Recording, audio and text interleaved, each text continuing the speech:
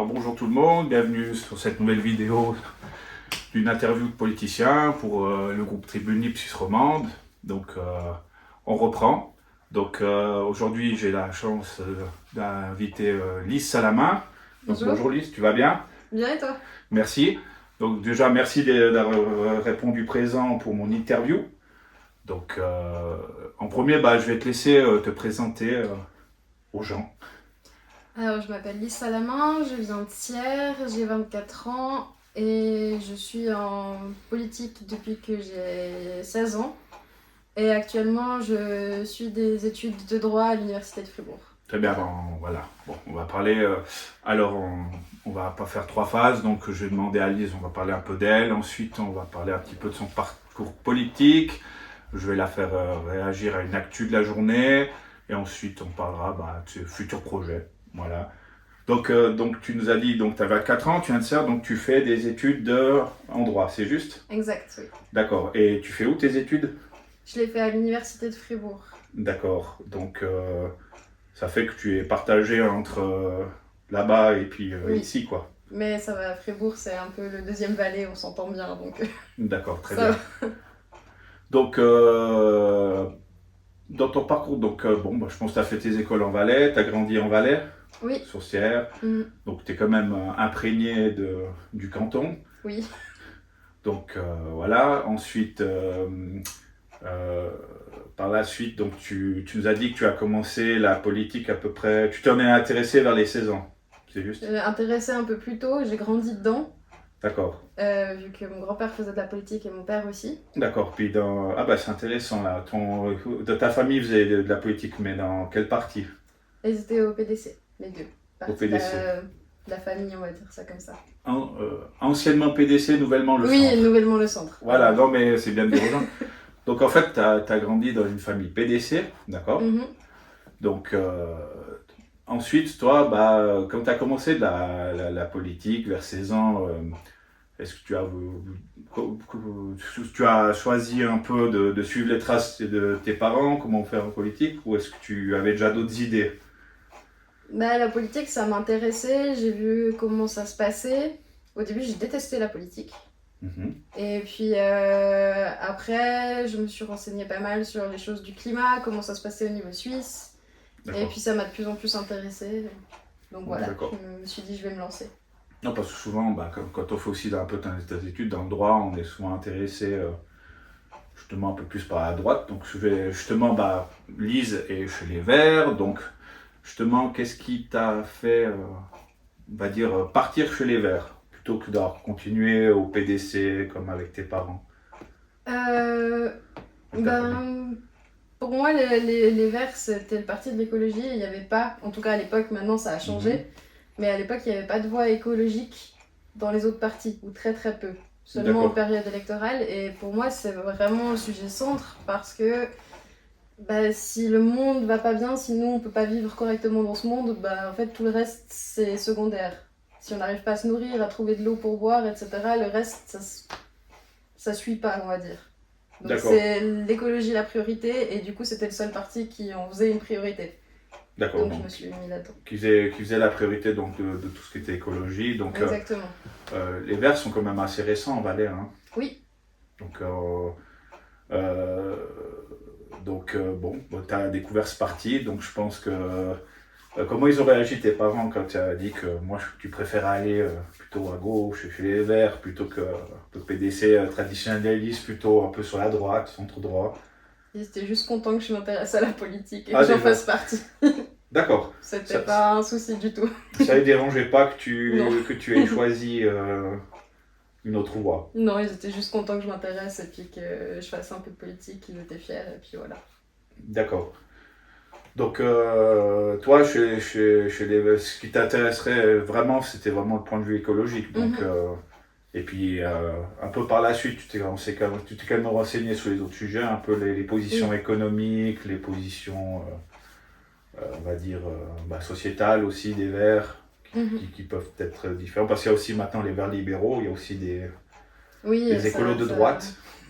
Ça a pas mal changé le spectre écologie. Maintenant, il y a quasiment tous les partis qui en parlent, heureusement.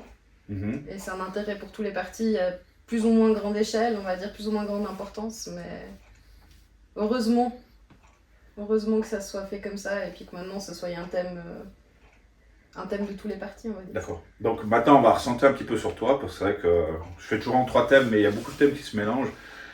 Donc, dans ton parcours politique, est-ce que tu as déjà participé à une élection, par exemple? Oui, plusieurs fois, j'ai participé à l'élection pour la constituante. Oui, est-ce que tu as été élu? Non.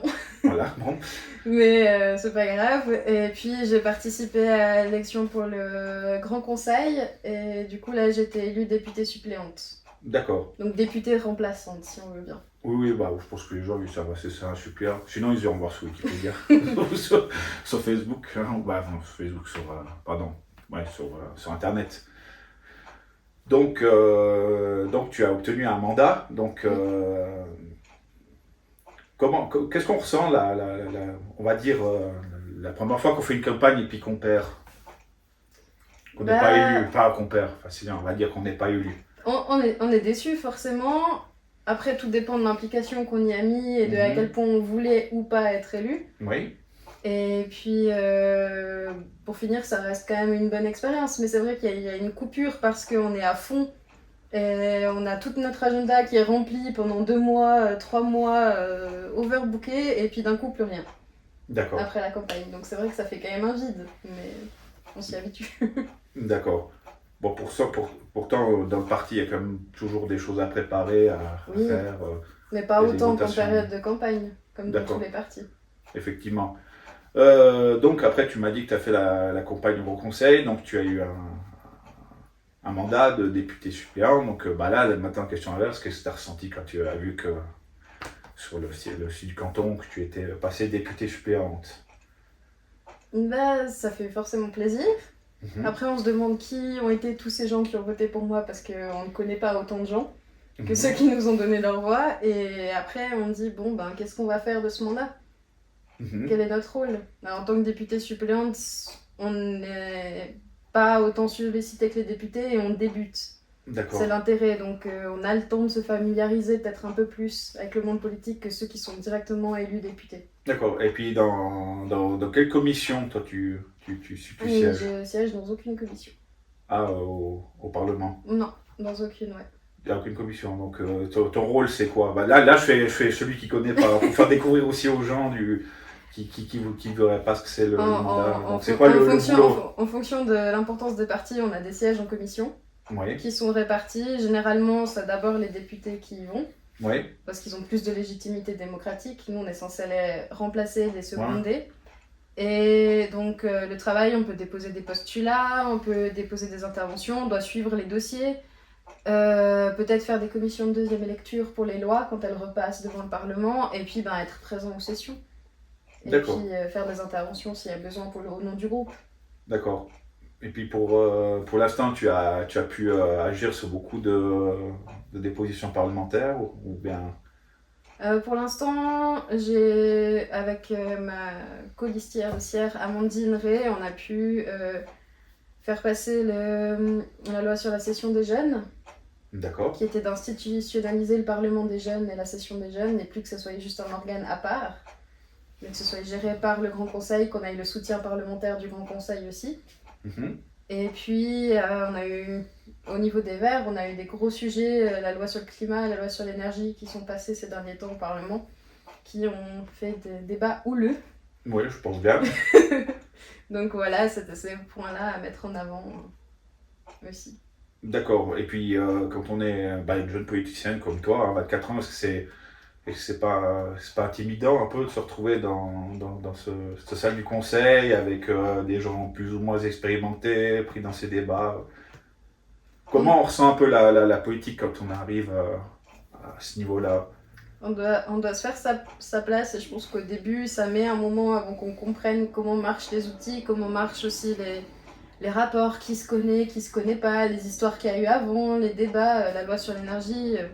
On l'a traité pendant cette législature, mais en fait, l'ancienne loi, il y avait déjà eu les mêmes débats et on doit se remettre à jour en fait, parce qu'on n'a pas l'historique, si on veut bien des objets.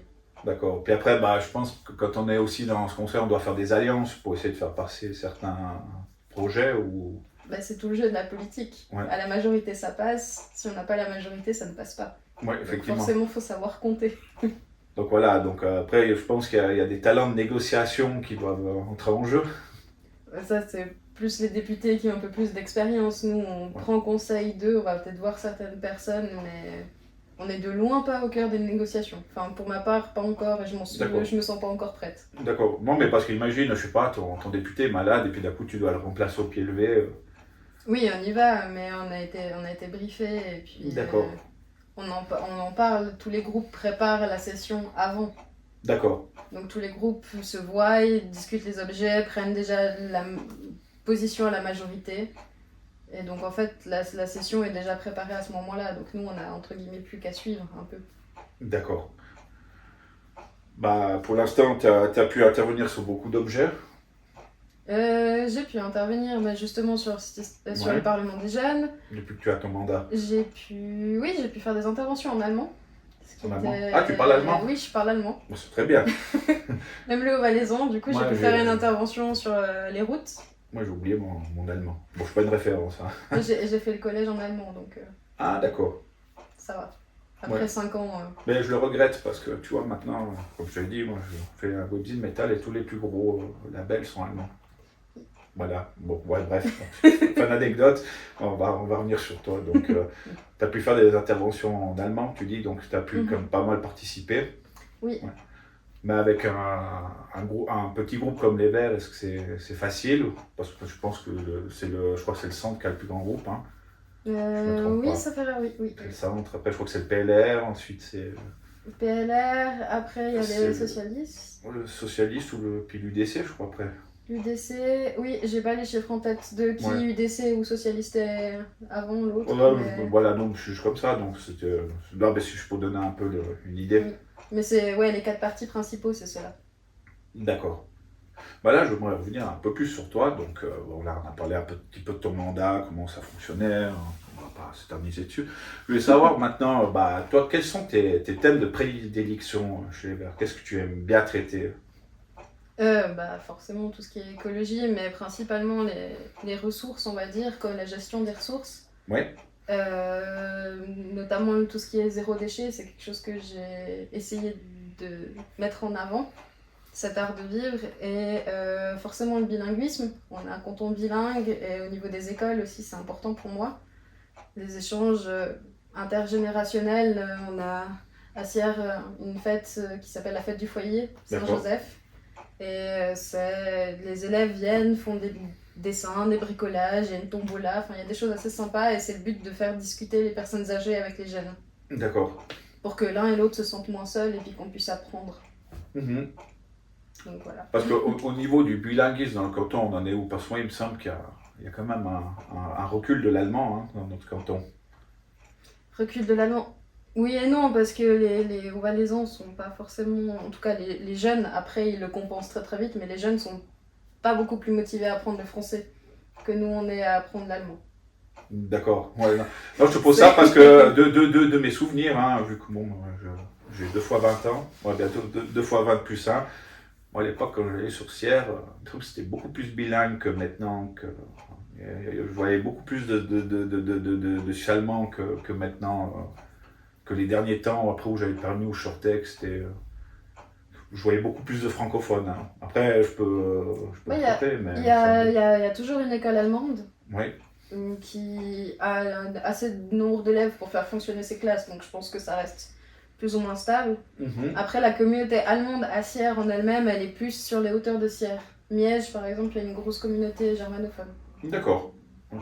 Je savais pas. Je sais jamais. Véras, Miège, voilà, c'est plus dans les hauteurs, on va dire, de Sierre. Ouais. D'ailleurs, qu'est-ce que tu pensais de... J'avais entendu à Radio Chablais, dans la Constituante, ils n'étaient pas tellement contents parce qu'ils proposaient de faire le Valais en 2 demi-cantons. Vu que toi, tu t'intéresses sur langue, qu'est-ce que tu penses de ça? Et tout dépend comment on le met en place, mais au niveau de la répartition de la population, si on part du principe que la démocratie, ça se fait par la majorité de la population, il y a plus de romans, donc ça devrait pas être totalement égal, mais ça devrait pas être peut-être autant peu important ou autant mis de côté que ça l'est aujourd'hui. Parce tu penses qu'il y a vraiment une très grosse différence de mentalité entre les Hauts-Valaisans et ceux du centre et du Bas-Valais? Oui, et ça se joue déjà rien qu'à l'école. Moi qui étais dans les Mhm. deux systèmes, euh, on n'apprend pas de la même manière et on n'apprend surtout pas la même chose. Alors bien sûr, les maths, on s'entend, c'est la même chose, hein, les sciences plus ou moins pareilles. Mais au niveau de la culture, des horaires, de comment est organisée la vie scolaire, l'histoire, par exemple, eux vont apprendre l'histoire de l'Allemagne, nous on apprend l'histoire de France. Ouais, En effectivement. gros, si on veut schématiser. Bon, Eux maintenant, regardent la télé allemande, nous on regarde la télé française. Si on veut bah, schématiser. après, je sais pas si c'est avec le système Armos maintenant, ça peut être un peu tout harmonisé, ça. Et au niveau du programme scolaire, c'est toujours différent. D'accord, Les livres sont pas tout à fait pareils. d'accord. Bon, après, nous, on apprend aussi l'histoire de l'Allemagne, la Deuxième Guerre mondiale. Bon, Oui, ouais, je pense que ça, c'est commun. mais les deux Allemagnes, on va peut-être pas passer beaucoup de temps dessus Ouais, après, en ça, cours c'est si on d'histoire. parle, Et ouais, puis au niveau des quand on parle de importances, la guerre oui, froide. on voit les mêmes points Ouais, ouais. clés. Mais au niveau de l'importance qu'on donne à certains thèmes, forcément, ce sera pas la même chose. Ouais, effectivement, c'est très intéressant. Sinon, il y a quoi comme un autre grand sujet que tu aimes beaucoup, c'est-à-dire c'est les ressources. Oui, Donc, gestion des ressources. donc attends, faut que je trouve ma question, excuse-moi. Bon, les jeux, j'aurais dit. En fait, Il faut que je te pose une question, parce que j'ai une question intéressante, mais il faut qu'elle vienne. Voilà, non, mais elle n'est pas encore arrivée. voilà, non, mais j'essaie de la formuler pour que tu la comprennes bien, mais c'est dur avec un TDAH. Hein. Donc, si tu veux, qu'est-ce que tu vois à l'état dans la gestion des ressources? Par exemple, ce serait gestion je sais pas, des sources d'eau ici à Colombay ou à Sion. C'est quoi un peu la gestion des ressources? Mais Qu'est-ce qu'on entend par là? Puis c'est quoi? C'est l'eau, ou bien c'est l'eau, l'électricité, toutes les énergies? en tout cas, moi, ce qui m'intéresse, pourquoi j'ai dit gestion des ressources, c'est que peu importe les ressources, que ce soit la nourriture, que ce soit l'eau, l'électricité, qu'est-ce qu'on pourrait mettre, le diesel, enfin l'essence, Ouais, etc., l'essence. le pétrole, peu importe. Ah, donc quand tu entends les Ça ressources, ça peut être très très large, global. ça peut Ouais, être très d'accord. très large. Le bois, en Suisse par exemple, Mhm. c'est toujours 3 points. Il y a toujours comment on la produit ou comment on la recycle pour avoir cette D'accord. matière. Il y a le point de base, comment on la consomme. Est-ce qu'il faut diminuer la consommation? Est-ce qu'il faut consommer autrement, etc. Et comment on la sécurise. S'il y a un souci, il faut être en mesure, s'il y a un problème, il faut être en mesure de, par exemple, pouvoir nourrir la population. D'accord. Donc comment on sécurise ces choses-là? Donc en gros, ouais, l'autonomie, c'est aussi quelque chose d'hyper important. D'accord. Donc avoir un peu ce qui a été voté il y a quelques années, on avait parlé de la sécurité alimentaire. Oui, par exemple. On avait eu cette votation où je me rappelle l'UDC Valais était pour une autonomie. Oui, Donc, ça fait rare, oui. oui, oui. Non, Oui, je devais oui, organiser un oui, débat oui, là-dessus. ça, je m'étonnerais qu'il soit contre. Non, non, bah oui, bah ça, tout ce qui peut être. Donc, donc, on parle gestion des ressources, donc on va continuer un petit peu là-dessus. Est-ce que tu as déposé des postulats au Grand Conseil par rapport à ça? Non, au niveau du Grand Conseil, pas. Au niveau de... Comment dire, de la politique interne, c'est vrai que c'est un sujet qui nous préoccupe beaucoup. Mhm. Après, moi, j'ai honnêtement, à titre personnel, étant encore aux études et de plus études hors canton, Ouais. c'est assez difficile d'arriver à déposer des postulats, d'arriver à être présente, etc. Donc j'ai apporté mon soutien à ceux que je pouvais et aider, Mhm. mais j'ai pas déposé en tout cas de postulat en mon nom propre pour l'instant. D'accord. Bon, après, on pourrait partir sur c'est un plus bobo. On pourrait dire, bah là, en ce moment, il y a la crise des énergies, justement. Il y a tout qui a augmenté. Donc, je tiens à dire, tu es candidate au Conseil national. On peut le dire, on parlait des élections. C'est aussi pour Oui. ça que je n'appe là-dessus. Oui, on c'est peut le vrai. dire, il n'y a pas de souci. C'est une interview politique. Donc, justement, si tu arriveras à Berne, qu'est-ce que tu voudrais essayer de changer au niveau, par exemple, qu'est-ce que tu voudrais faire? Parce que là, il y a toutes les énergies qui explosent, ça coûte cher, il y a il y a de moins en moins de gens qui arrivent à tourner. Qu'est-ce que tu imaginerais, toi, pour Ouais. améliorer tout ça? C'est les points qu'on a pu mettre sur le programme des jeunes Vert Vallée. Donc, c'est essayer d'enlever le plus possible les barrières administratives pour que les particuliers puissent avoir accès aux aides. Au niveau de, par exemple, installer des panneaux solaires, une pompe à chaleur, ce genre de choses. Il y a également au niveau de la gestion des ressources. Donc pour combler le prix, on ne peut pas, pour moi, mutualiser et faire en sorte que le seul distributeur d'électricité soit l'État, c'est pas une solution. D'accord. Par contre, il y a des offres qui sont faites, une espèce de système d'abonnement qui sont faits par les groupes électriques au niveau des grandes entreprises qui pourraient être faits pour les petits consommateurs. Ce qui amènerait par exemple ces systèmes de prix progressifs. En gros, plus tu consommes un certain montant, on va dire, qui est calculé, je sais pas, en fonction de la taille du logement, du nombre de personnes, à voir ce qui est le plus efficient. Et ce montant est à prix réduit. D'accord. Donc ça ramènerait les coûts à des montants raisonnables. Par contre, un peu le principe du pollueur-payeur pour le coup. Si tu vas au-delà de cette limite, ce sera un peu plus cher à chaque fois.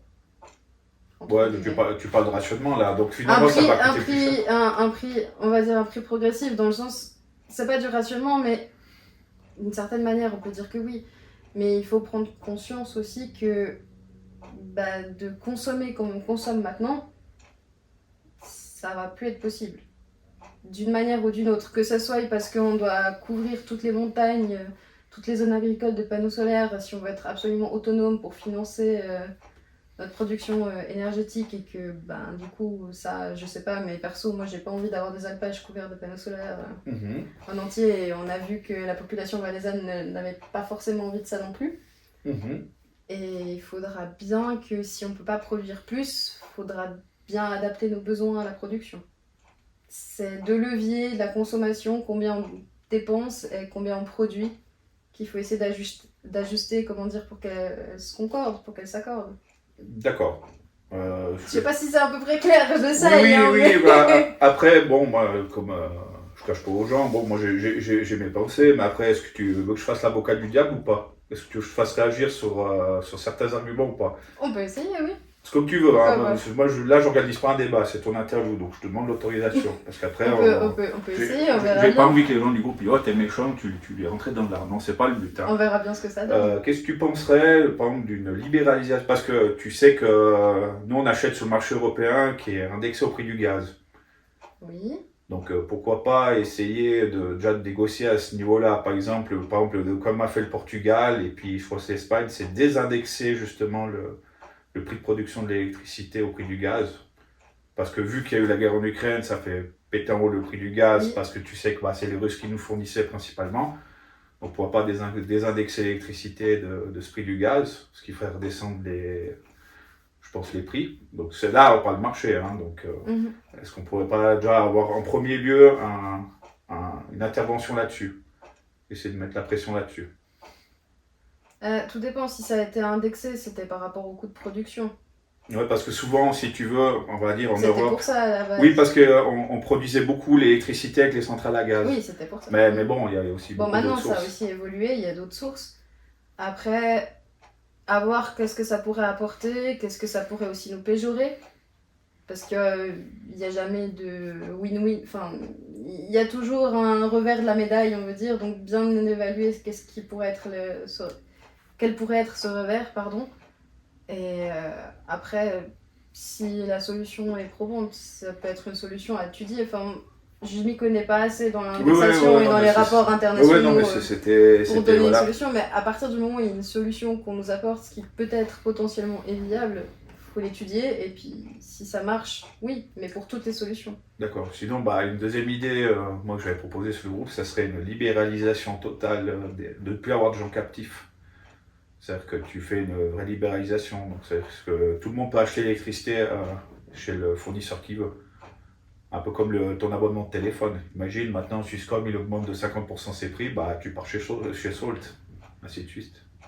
Bah, maintenant, tu peux, en tant que locataire, forcément, on peut pas choisir, c'est le Oui, propriétaire oui, qui mais, choisit. mais pour ça que je te demandais, est-ce que justement on ne libéraliserait pas les petits consommateurs? En disant que les locataires peuvent choisir leur Voilà, électricité. bah tu as un abonnement avec, bah tu peux prendre par exemple, comme le téléphone, au lieu d'être chez Promo d'énergie, ils veulent monter de 60% les prix, ok, bah moi je vais chez BKS, qui augmente seulement de 5%. Ouais, le problème que tu as avec ça, c'est que, par exemple, pour des bâtiments, des immeubles, ça demande quand même une gestion globale de l'électricité. Et bah, malheureusement, aujourd'hui, on n'a pas encore de moyens, à part les petites batteries qu'on a peut-être pour nos téléphones, de moyens de stocker l'énergie.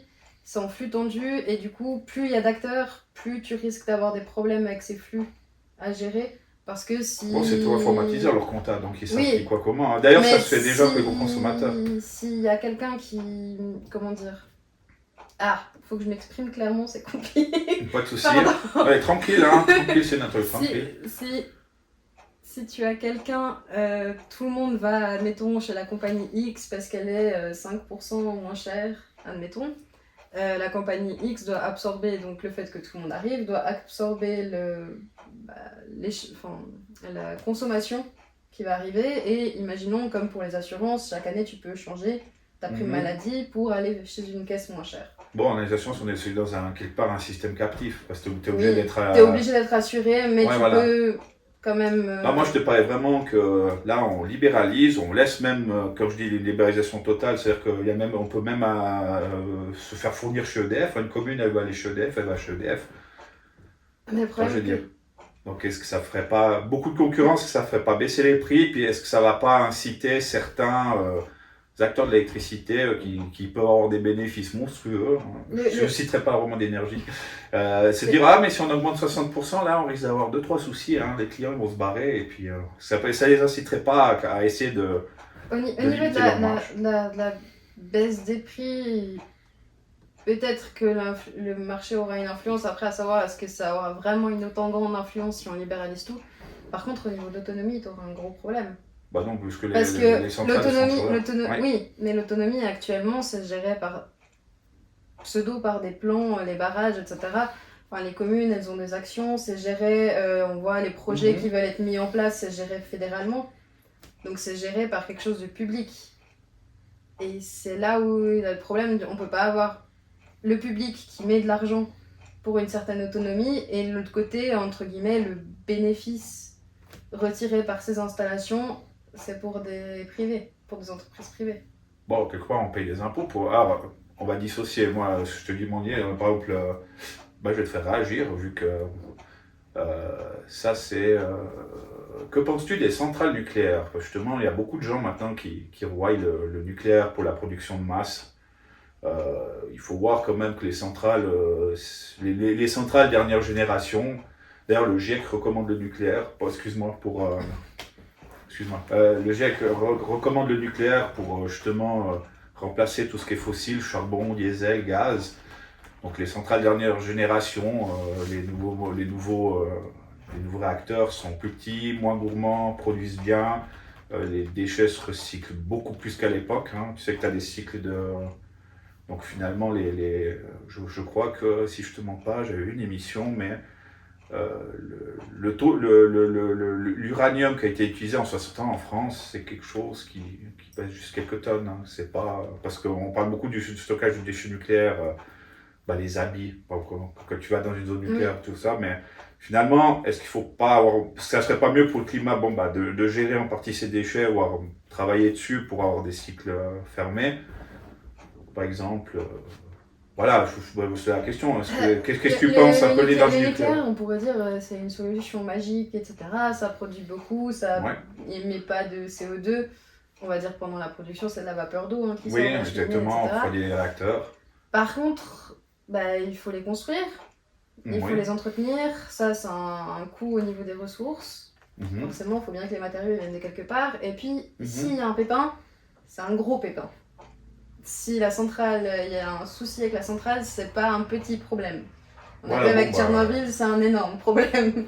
S'il y a un souci qui se passe. Faut pas prendre Tchernobyl parce que ça c'est une erreur humaine, hein. Ça a été. Oui, mais on voit quand même ce qui se passe, l'ampleur que peut prendre une catastrophe nucléaire. Même si c'est une erreur humaine. Bon, pour l'instant... L'erreur humaine, elle peut arriver bah, même dans les centrales modernes. écoute, pour l'instant, c'est la seule qui a vraiment pété, c'est Tchernobyl. Fukushima, là, en fait, il y a un rapport du département de recherche nucléaire de l'ONU. Ils disent que finalement, si les gens ils étaient restés sur place, ils auraient eu des doses acceptables de millisieverts, ils auraient peut-être été un peu malades, mais sans plus. Tandis que les mouvements de panique, c'est ce qui ont fait des morts. Selon un rapport de l'ONU. Hein. D'ailleurs, je te cite Marc Jancovici, je pense que tu le connais. De nom, oui. C'est un vert hein, européen, il est très écologiste. Et puis voilà, il expliquait ça. C'est la grande bataille des Verts en Europe pour ou contre le nucléaire. Voilà, je ne voulais pas faire polémique, mais je te demande parce que tu vois, on se dit par exemple avec, je sais pas, imagine où il y a Mühlberg, bon, on pourrait reconstruire des réacteurs, on a déjà un site nucléaire, on pourrait construire des nouveaux réacteurs qui sont plus petits, plus rapides à construire, plus fiables. Parce qu'il faut voir, en technologie, dans les années 60, quand ils ont créé nos centrales, c'était encore des gros disjoncteurs mécaniques. Maintenant, c'est tout géré par des automates de sécurité. Je pense qu'il faut pas diaboliser les centrales nucléaires. Par contre, pour moi, c'est absolument pas ce vers quoi on doit tendre et la finalité. D'accord, donc toi tu penserais plutôt que sur Par contre, en transition, dans certains pays, ça peut être utile. En Suisse, je pense pas que ce soit utile. Au niveau de transitionnaire, parce qu'on en a déjà. Et à mon avis, en Suisse, vu l'ampleur du pays, on va dire, vu qu'on est relativement un petit pays, on a beaucoup plus à développer au niveau renouvelable. Et pour moi, ça, c'est la priorité. Par contre, je comprends aisément que des grands pays comme l'Allemagne veulent éteindre leurs centrales à charbon pour mettre du nucléaire. Ouais, c'est ce que fait par exemple la Chine aussi. Ils ont construit d'immenses barrages, mais ils sont en train de tout fermer leurs centrales à charbon pour mettre des réacteurs nucléaires. Bref, je veux pas. Voilà. Mais au niveau de la taille de la Suisse, je pense que on a celles qui sont là qui peuvent nous permettre une transition, mais que c'est de loin pas la finalité et qu'il faut pas tendre vers ça. C'est pas la solution miracle. D'accord. Sinon, à part les ressources, est-ce qu'il y a d'autres sujets parce que le but c'est de parler un peu de toi, hein, donc est-ce qu'il y a d'autres sujets qui t'intéressent, qui tiennent à cœur? Tout ce qui est sujet politique, vu que je m'intéresse à la politique, bien sûr, je m'intéresse aussi à comment on développe ça chez les jeunes, la citoyenneté, tout ce qui est aussi au niveau du système politique suisse, etc.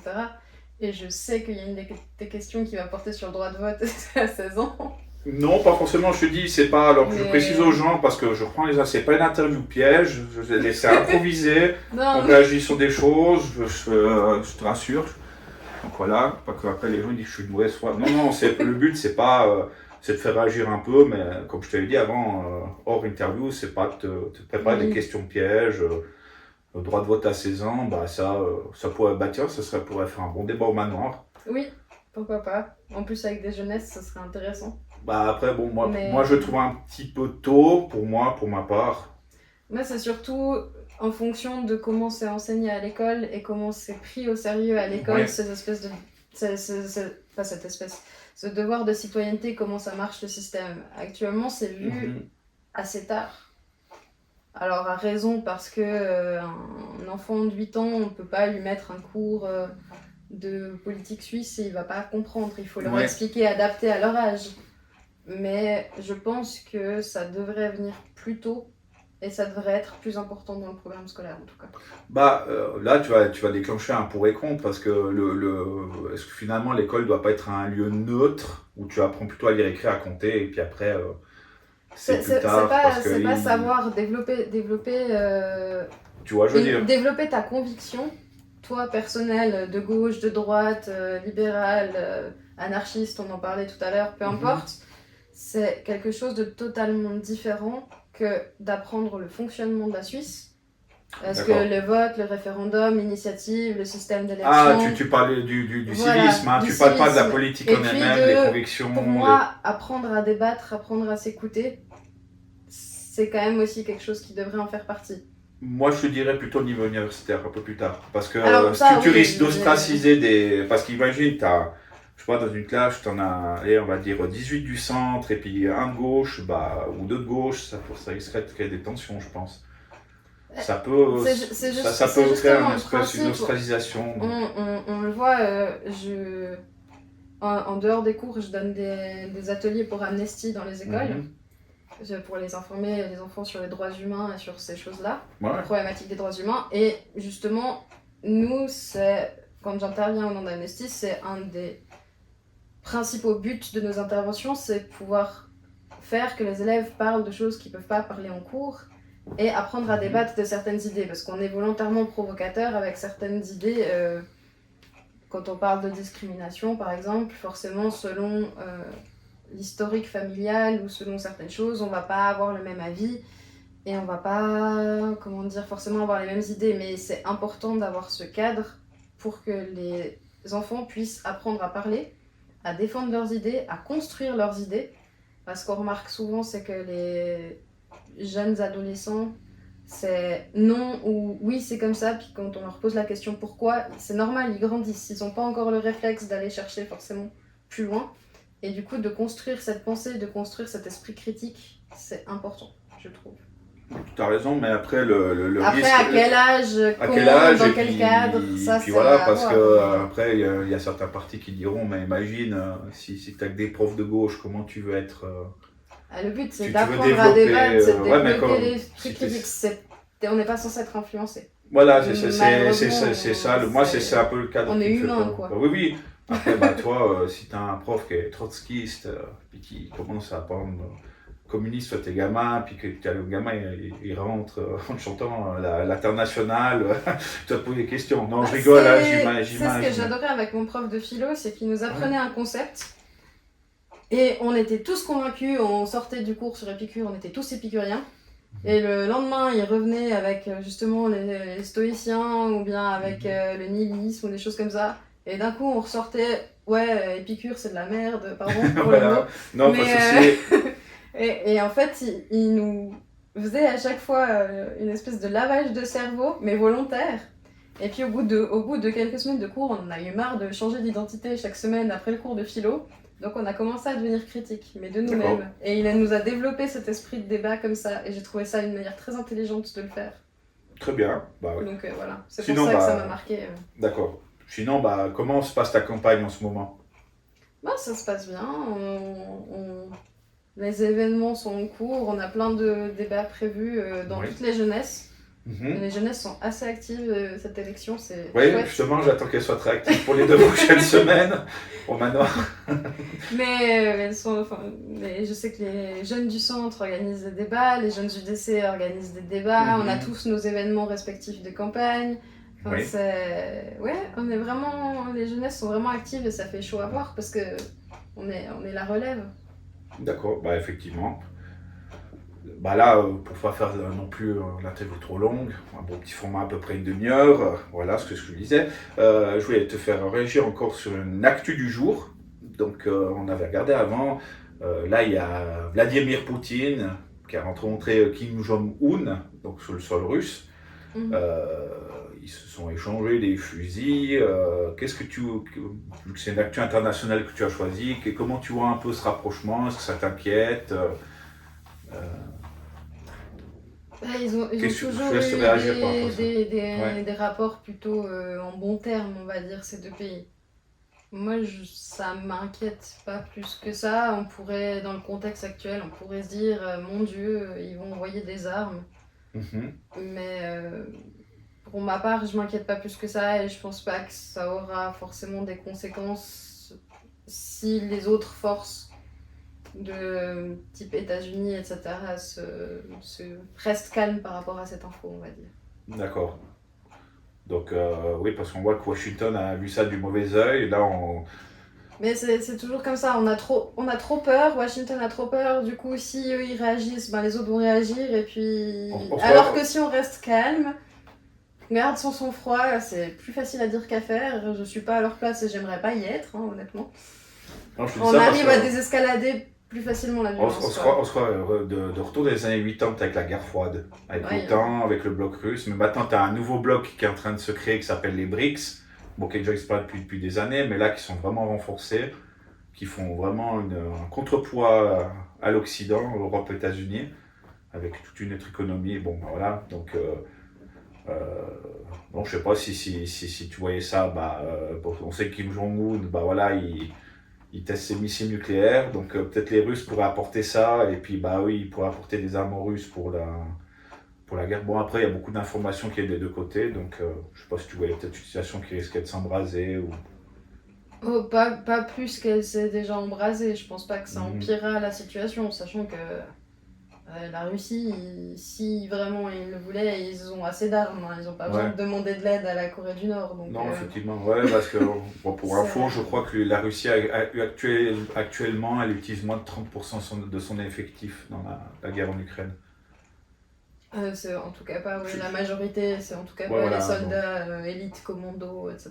c'est Donc, à peu près 30% qui est utilisé sur la guerre en Ukraine. Voilà, c'est ce que j'avais entendu sur une radio. mais en tout cas, c'est pas la totale, la frappe de force de frappe russe au complet, en tout cas, ça c'est sûr.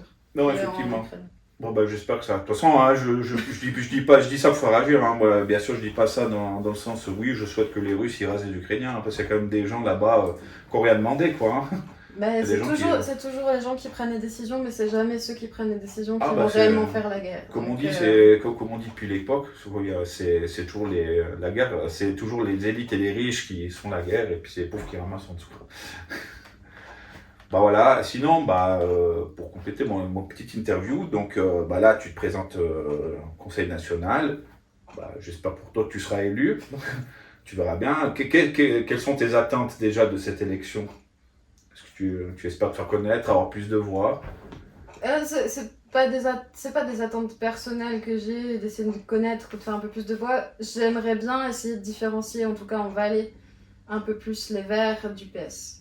D'accord, oui, parce que souvent on dit que vous êtes les jumeaux. Pour avoir vécu Oui. quelques années sur Lausanne, sur Vaud, et avoir aussi des rapports avec les Verts vaudois, les PS vaudois, et voir à quel point on est différents. Les Verts valais sont clairement à droite comparés aux Verts genevois, par exemple. Mais c'est les spécificités des cantons qui le veulent. D'accord. Ouais, un peu comme Le l'UDC, Valais étant comme un ça. canton relativement conservateur, forcément la gauche dans un canton conservateur va être plus à droite que la gauche dans un canton progressiste. C'est logique, il y a une histoire de D'accord. barème. Bon, après, il y a peut-être. Est-ce qu'il n'y a pas quand même un programme Il y a un consensus au niveau suisse, unitaire? bien évidemment. Mais il y a quand même des spécificités de mentalité, forcément, dues au canton. Et puis, la question fatidique, je t'avais dit, c'est justement qu'est-ce que tu aimerais un peu pour ton futur professionnel et puis aussi ton futur politique. Qu'est-ce que tu rêverais d'atteindre? Ça veut pas dire que tu vas l'atteindre, mais qu'est-ce que tu rêverais? Être maître du monde? Moi, je voudrais être maître du monde. Comme Minus et Cortex. Donc voilà. Non, j'aimerais pas être maître du monde. J'aimerais bien arriver à être à Berne, que ce soit en tant qu'élu, que ce soit en ayant fini mes études en tant que juriste dans un des services. D'accord. Mais je me verrais En bien. tant que dictateur? Je rigole. Non, je suis non, non, exprès. non. Non, quand même. J'aime beaucoup trop la démocratie et puis D'accord. comment fonctionne la Suisse pour être dictateur. Enfin, dictatrice. Ou Dictatrice. dictateur, je sais pas. Dictatrice, oui. Mais du coup, non, j'aimerais bien travailler ou au moins être au Palais fédéral. Que ça soit côté politique ou que ça soit de l'autre côté, mais j'aimerais D'accord. beaucoup y être. Tu as déjà l'occasion de visiter le Palais fédéral? Oui, j'ai pu le visiter, j'ai pu assister à des Mhm. débats du national, c'est impressionnant. C'est encore plus impressionnant qu'au canton. Déjà au canton, on se sent intimidé quand on arrive dans la salle, mais alors au Conseil national, on se sent vraiment tout petit. D'accord, justement, j'aimerais bien aller le visiter une fois. Alors le 1er août, si jamais le 1er août, on peut aller visiter gratuitement tout le monde. D'accord, non, mais comme je connais plein de gens en politique, ils m'ont souvent proposé de venir, mais ça jouait pas à ce moment-là.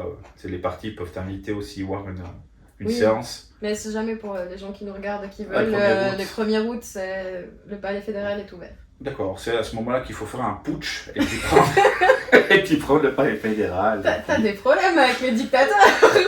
Non, je disais ça. Non, mais parce que pour certains gens qui me connaissent, à un moment, je voulais faire un parti qui s'appelle PPCM, le Parti pour la conquête du monde. Donc, je voulais d'abord conquérir Berne, ensuite faire un putsch et puis prendre l'Union européenne, après prendre la Russie et les États-Unis, et puis voilà.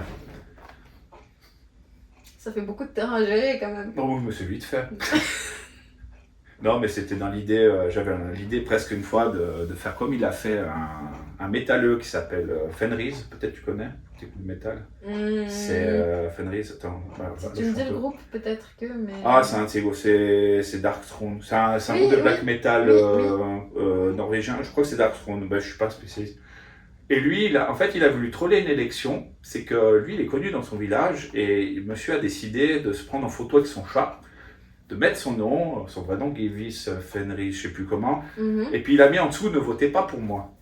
Et tout le monde a voté pour lui. Et tout le monde a voté pour lui. Et du coup, comme tu dois accepter ton mandat quand tu te présentes à une élection, il prend son mandat. Qui l'a fait. Il a déjà fait son mandat. C'est comme Rémi Gaillard. Je sais pas si tu le connais. Oui, Rémi Gaillard. Qui s'était présenté à une élection, ou bien on peut prendre quelqu'un de plus connu, Coluche. Oui, Coluche. Qui s'était présenté. Voilà. Des trolls, des fois ça arrive, bon ou mauvais, mais ça, ça ramène ramène un peu de vie, quoi. C'est un peu mon délire, puis voilà. En tout cas, je te remercie d'avoir discuté un moment avec nous. J'espère que tu finiras bien ta campagne. On a au plaisir de te revoir, si tu veux revenir une fois pour une interview. Et puis, pour ceux qui verront la vidéo, il va y avoir des débats au Manor Pub. J'espère que tes collègues pourront venir. J'espère aussi. Voilà, parce que j'invite tout le monde. Donc, à bientôt pour une nouvelle vidéo. Il y aura d'autres personnes qui vont arriver avec des vidéos plus récentes. Donc j'invite les gens, j'inviterai les gens selon leur planning, pas selon leur sensibilité politique.